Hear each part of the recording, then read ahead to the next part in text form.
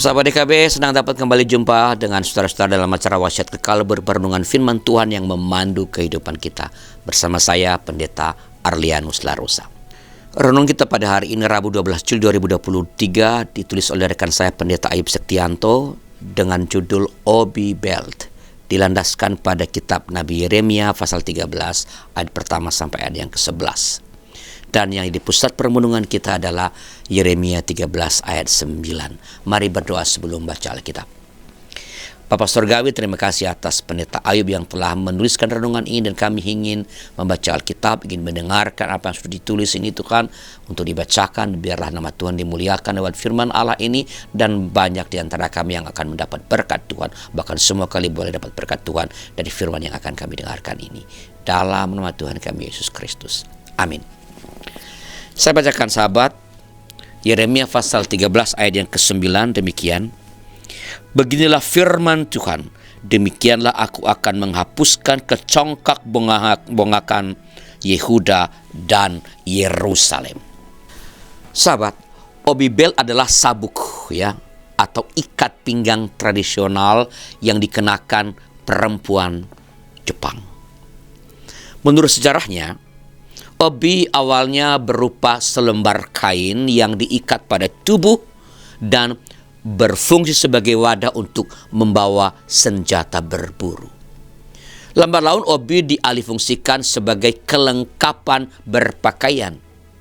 Kini obi dipakai untuk membantu agar pakaian tidak mudah terbuka.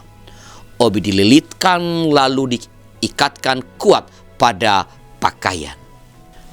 Sahabat, memiliki relasi yang kuat, yang terikat kuat dengan Allah, itulah yang sejatinya diharapkan Allah kepada umatnya. Melalui pesan yang ia sampaikan kepada Yeremia, Allah ingin umatnya melekat taat dan hanya menyembah Dia.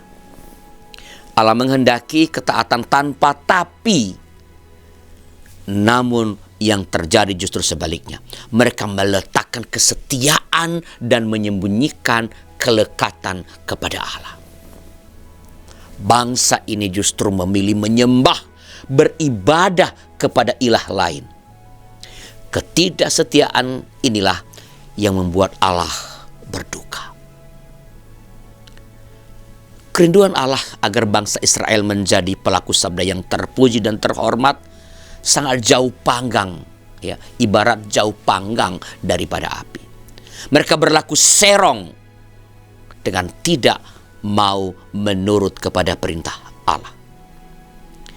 Tanpa pertobatan, mereka hanya akan berjumpa dengan kesengsaraan, seperti ikat pinggang lenan yang tidak lagi berguna. Sahabat, kemelekatan kepada Allah adalah kunci yang memampukan kita menjalani berbagai liku kehidupan ini.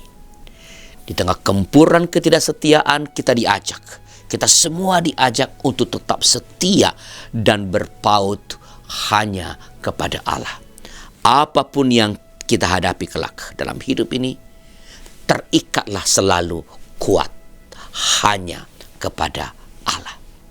Mari kita berdoa.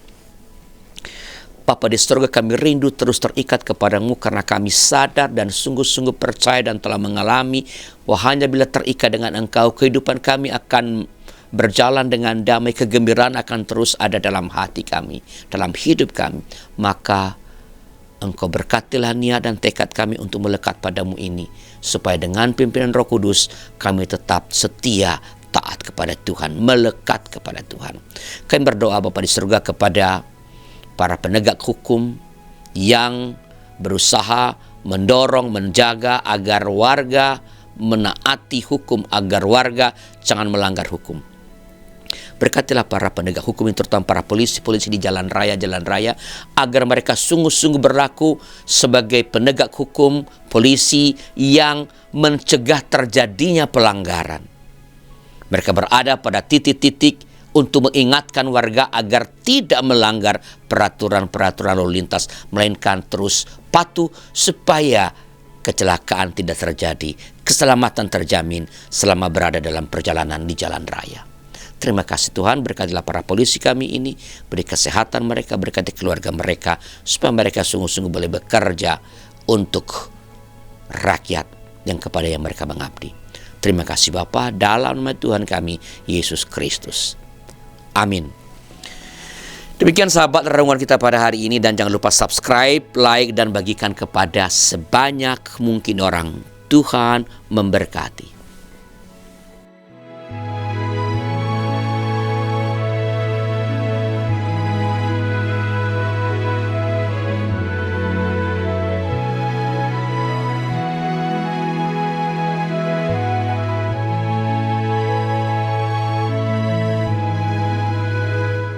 Sahabat, mari dukung pelayanan dan pekabaran Injil melalui YKB dengan membagikan link acara ini kepada sebanyak mungkin orang.